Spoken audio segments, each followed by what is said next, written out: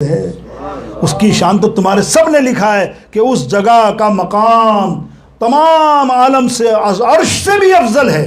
تو اندازہ کرو وہ جگہ کیسی ہے، اور پھر کعبے کا کعبہ نہ ہوا، کیوں ہوا؟ دیکھیں مفسر فرماتے ہیں پارہ نمبر 2 کی آیت کریمہ میں اللہ رب العالمین نے فیصلہ کیا۔ کیسے کیا؟ مختصر کر رہا ہوں، وقت نہیں ہے، آگے چل رہا ہے۔ فیصلہ کیا کیا اللہ رب العزت نے؟ نبی علیہ السلام کو تانے یہودی اور عیسائی دیتے تھے، دیکھو مسلمانوں تم بھی عجیب ہو، تم نے قرآن تمہارا ایک، قرآن تمہارا ایک، نبی تمہارا ایک، لیکن قبلہ ہمارا بیت المقدس یوز کرتے ہو،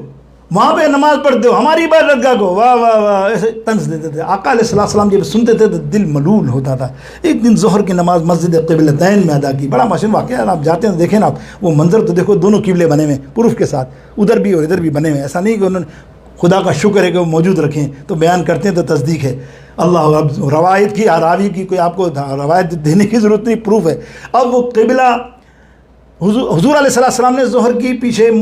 صحابہ مقتدی ہیں، 2 رکعت ادا کی۔ اب دل میں خیال آیا کہ دیکھو مجھے کیسے تانا دیتے ہیں یہ لوگ، ہمیں کیسے تانا دیتے ہیں مسلمانوں کو، کعبہ ان کا، ہمارا۔ حضور علیہ السلام نے اسی حالت میں وجہی کا فی السماء، اللہ کی طرف یعنی آسمان کی طرف چہرہ اٹھایا۔ دل میں وہ نیت کیا تھی کہ اللہ ہمارا قبلہ تو الگ ہونا چاہیے نا، پھر تو ہمارا قبلہ الگ ہونا چاہیے۔ ولی وجہ کا شطر المسجد الحرام، یعنی پھر تو مسجد الحرام بنایا، لیکن پہلے کیا تھا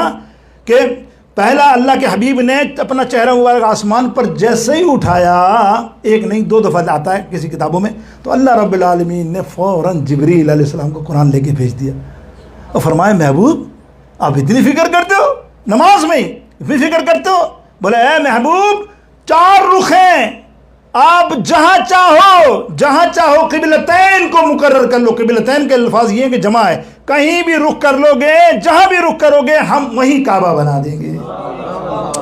کہ کعبہ بنتا ہے مومنوں کا وہی،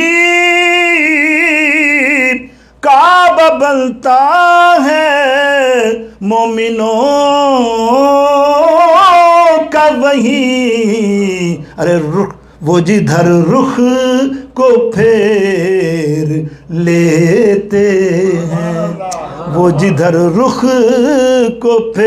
رخ پھیرا، کیسا رخ تھا یار یہ کعبہ، بیت المقدس سامنے، بیت المقدس۔ اب نماز میں صاحب ٹرن ہو کے آپ چلتے چلتے میرے آقا علیہ السلام یہاں آئے کعبے پہ، پیچھے مقتدی صحابہ،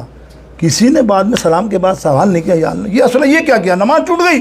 ہمارے مفتی کیسے ہوتے ہیں، اللہ ہو گیا امام، ابھی امام 1 سیکنڈ میں غلطی نہیں کرتا پیچھے سے لقمہ، ابے بھائی کم سے کم حکم یہ ہے کہ 25-30 سیکنڈ رک تو جاؤ کہ امام ریکٹیفائی کر لے، نہیں بھائی لقمہ، قابل مفتی ہوتے ہیں نا فوراً، ابے بھائی رک جاؤ، پھر اس کا مسئلہ بھی جانو، لقمہ دینے والا پہلے مسئلہ سیکھے۔ یاد رکھیے ابھی بات آ گئی تو میں ذکر کر رہا ہوں کہ اگر وہ 3 آیات پڑھ لے نا امام تو لقمہ نہیں دینا چاہیے، اور اب امام پہ لازم ہے کہ فوراً رکوع میں چلا جائے، نماز تو ہو گئی نا، فرض تو ادا ہو گیا نا، 3 آیات چھوٹی آیات ادا کر لی، اب وہ لقمہ تم نے دیا اور لیا تو دوسرا مسئلہ ہے، وہ بہت لمبی ڈیٹیل ہے، خیر مطلب اشارہ دے رہا ہوں۔ اب دیکھیے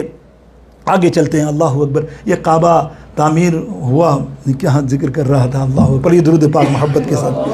کہاں نکل گیا، اللہ اکبر۔ میرے دوستوں کعبہ جو ہے تحویل کعبہ یعنی کعبہ تبدیل ہوا، اور مسلمانوں کا وہ کعبہ آج تک بنا ہے، پہلے بیت المقدس تھا آپ نے دیکھا، اب اس کے بعد اللہ ہوا کیا تھا کہ یہ کتابوں میں لکھتے ہیں کہ نبی کے چاہنے سے کیا ہوتا ہے، آپ معلوم ہے نا آپ کو،